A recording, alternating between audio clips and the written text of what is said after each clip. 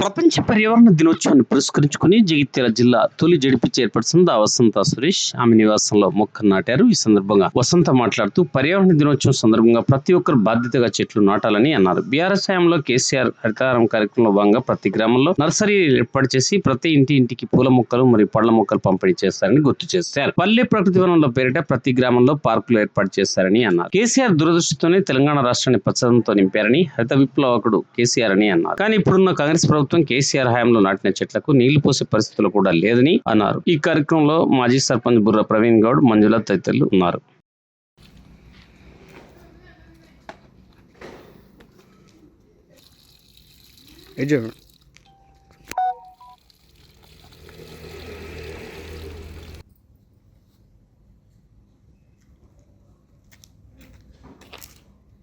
June 5 పర్యావరణ దినోత్సవాన్ని పురస్కరించుకొని ఈరోజు ప్రతి పౌరుడు కూడా తమ వంతు బాధ్యతగా మనం పర్యావరణాన్ని పరిరక్షించుకోవాలని చెప్పేసి ప్రతి ఒక్కరు కూడా బాధ్యతగా మొక్కలు నాటడం, మరి పర్యావరణాన్ని పరిరక్షించుకుందాం. ఎందుకంటే గతంలో కేసీఆర్ గారు మరి 10 సంవత్సరాల పాలనలో హరితహారం అనే ఒక కార్యక్రమాన్ని తీసుకొని ప్రతి గ్రామంలో కావచ్చు, పట్టణంలో కావచ్చు, ప్రతి పల్లె కూడా పచ్చదనంతో నిండి ఉండాలని, ప్రతి పట్టణం కూడా పచ్చదనంతో ఉండాలని చెప్పేసి మరి ప్రతి జీపీకి ఒక నర్సరీ పెట్టి మరి నర్సరీకి మరి ఒక గార్డ్ను కూడా నియమించి మరి ఆ యొక్క సర్పంచ్ బాధ్యతగా ఎక్కడెక్కడైతే ఖాళీ స్థలాలు ఉంటాయో మరి ఆ విధంగా మరి నీడనిచ్చే మొక్కలు కావచ్చు, ఇంటింటికి మరి ఒక 6 మొక్కలు ఇచ్చే కార్యక్రమాన్ని పెట్టి ఒక పెద్ద దూరదృష్టితోటి కేసీఆర్ గారు మరి తెలంగాణ రాష్ట్రాన్నే ఒక ఆకుపచ్చగా తెలంగాణ చేసినటువంటి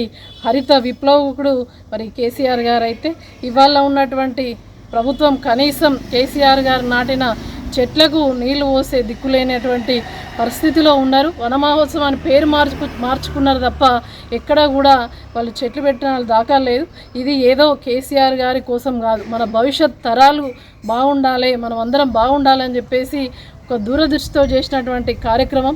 కాబట్టి ఇప్పుడున్న ప్రభుత్వం కూడా రాబోయేది వర్షాకాలం, మరి ప్రతి నర్సరీకి ఆనాడు ముందే మరి ఏ ప్లాంట్స్ కావాలని చెప్పేసి మరి అందరితోటి అడిగి తెలుసుకొని మరి నర్సరీలో ప్లాంట్స్ పెంచే అవకాశం ఉంటుండే. కానీ ఇలా నర్సరీలు కూడా మూతపడ్డాయి, నర్సరీలో చెట్లు లేవు, ఊర్లల్లో మరి పచ్చదనం హరించకపోతుంది. కనీసం అప్పుడు పెట్టినటువంటి చెట్లకు నీళ్లు పోయకుండా ఎండిపోయే పరిస్థితి ఉంది.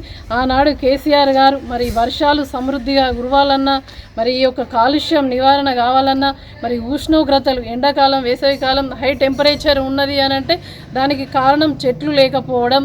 కాబట్టి ఈ యొక్క వరదలు రావడం ఇటువంటి ముప్పు వాటిల్లుతుంది. మరి భూమి యొక్క ఆ యొక్క భూమి తాపం కూడా తీర్చడానికి మరి చెట్లను పెంచాలి అని చెప్పేసి దాంట్లో ఎంతో దూరదృష్టితోటి ఆలోచించి మరి హరితహారం అనే కార్యక్రమాన్ని తీసుకున్నారు.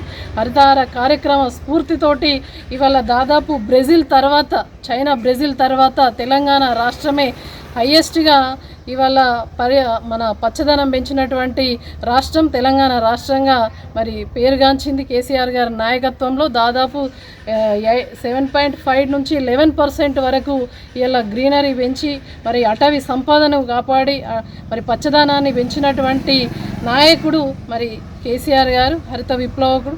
మరి హరిత విప్లవాన్ని సృష్టించి ఇదంతా కూడా భవిష్యత్ తరాల్లో ఇప్పుడు వాటర్ బాటిల్ కొనుక్కొని తాగుతూ ఉన్నాం.